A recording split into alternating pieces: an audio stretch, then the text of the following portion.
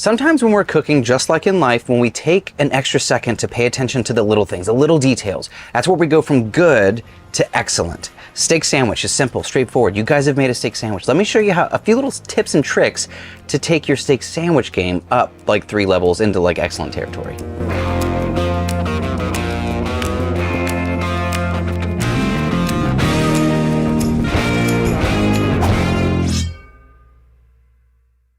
I'm gonna start with my steak. I'm not gonna be cooking it just yet because I have something I wanna do. This is called scruffing. If you guys have watched the show, you've seen this before. I'm not doing like a single steak per person. I want a big, thick steak, like a steak for 2 or maybe even 3. This thing's huge. I'm scruffing. That's when we take a very sharp knife and we basically just make a crosshatch pattern. What we're doing is we're creating more surface area, little nooks and crannies for all of our seasoning to get in. And the texture changes too. We get those crispy little bits. So your crust, it's a more dynamic crust. So that's tip number 1, right? We're giving the steak a chance to breathe, a chance to have more surface area, a chance for more crispiness. Now I've got my high plains steak and my blackened seasoning, and I'm gonna go pretty hard. This is one of the nice things about a huge steak like this. I can get a really beautiful, flavorful crust because I'm not worried about overcooking my steak. So go hard on all sides.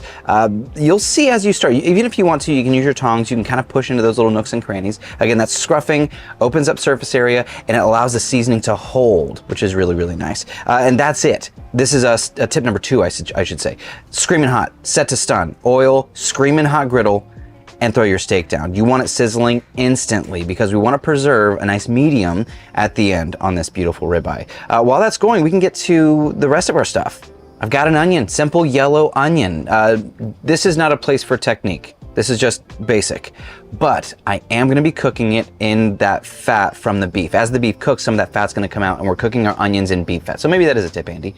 Cook your onions in beef fat. Let those cruise for just a bit. Let's get to our sauce. Very simple sauce, but we could just do mayonnaise. But we're doing mayonnaise, a bit of Grey Poupon, or CJ, he would love that, and a bit of Worcestershire sauce. That's it. These 3 little things take mayo to a new level. We're bringing some acidity with the mustard, and we're bringing a bit of savory with the Worcestershire sauce. Done. If you want to, you can add a little color at the end, just a bit of parsley. It just makes everything look nicer. So that's another tip. 3. That's 3. Add a bit of parsley to your sauce. 4. 4. We're on our way to 10. Toss your onions around every once in a while. When you flip your steak, you should see bubbly golden goodness. Like now you'll start to see where the little nooks and crannies really start taking shape. They really start being more pronounced. While that's cruising, let's get to our sourdough. Use any bread that you like, but cut it thick because this is gonna be a hearty sandwich. We need the bread to hold up to it. So thick cut. This is from a whole loaf, so I can control how thick it is. A bit of oil, and that's it. If you want to, grab some of the beef fat and bring that over as well. I'm a toast both sides kind of guy. Andy, you? Absolutely. Love the texture. Love the texture. Once your onions are done, take them off. Flipping the bread on both sides is nice. Adding cheese right away. Cheese on flip, so it starts to melt. I want to do something extra. Maybe this is number 5, the 5th and final thing to know. I'm a sucker for fresh thyme, fresh herbs in general. Butter and herbs on a bed become the bed so that the steak doesn't get overcooked, but it's a bath. It's a little thyme and butter bath. A little butter bath. Butter bath, baby, on the griddle. So what's happening is the steak is finishing cooking with residual heat, not direct heat because the thyme is keeping it elevated. But what's happening is all this butter, this fantastic flavor. You can even like flop the steak over, let it sit around in that thing. But when we rest, make sure it's coated in the butter, throw the herbs on top and let it rest with the herbs. It's just gonna, like all the flavors just gonna sink into that steak. Bring your bread off, let your steak rest for at least 5 minutes before we slice it. Then it's time to build. We're gonna sauce both sides. Be as generous or as selfish as you like. What's the opposite of generous? Generous? Shellfish. Shellfish. Obviously. The sauce as much as you like. Then onions, then arugula. I love arugula. It's peppery. It's more than just lettuce. It's like a flavorful, beautiful green. And then some of that stunning steak over the top. If you want this to be more rare, cook it faster.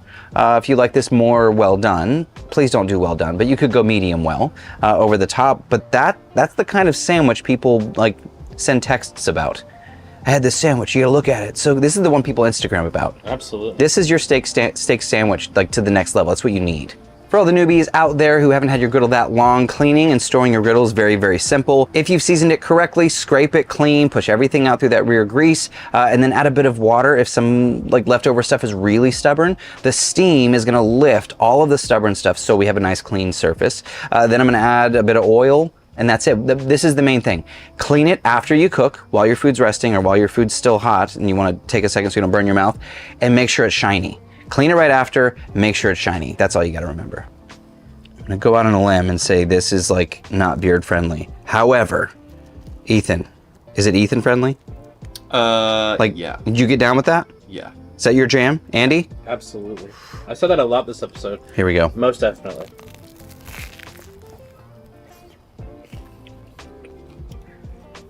Is it all over? No, you did all right. Thank you. So it is beard friendly. I got no words for that. It's a savory bomb. The melty cheese is wonderful. It's almost like a grilled cheese on the tops and bottom, whatever. Wow. The sweetness of the onions, the arugula. You gotta be done with this episode. I got nothing to say. Whoa. That's what I gotta say. Whoa. I don't think I could eat a whole one of those. That is a behemoth of a sandwich. Don't worry, I got you. Thanks, Ethan. I appreciate it. So, things to remember. Scruff your steak. Little cross hatches. Opens up surface area so seasoning can stick. Super high heat. Get that crust. What were the other tips? Season your mayo. Oh, the butter bath. Put the thyme. Yeah, parsley in the sauce. Toast both sides of your bread. Were there a few other tips in there? Probably. I'm sure. If I missed anything, let me know Yeah, down in the let us know comments. down below in the comments. What other tips did you take from this? Thank you. I'm gonna need a nap. I haven't finished the whole thing. Let's do it. Wow. I'm down. Okay. Caramelize your onions and beef fat. That was the other one. That's all I got. Thank you so much. Let me know in the comments below. What would you like to see in the future? Are you gonna make this? And I hope you do. I really hope you do because it's crazy. Do all the stuff. Like, comment, subscribe, all that fun stuff. This is Cook, Eat, Repeat, where I'd like to help you become a better cook one recipe at a time. I'm your host, Chef Nathan Lippy. See you guys in the next video, if I survive this behemoth.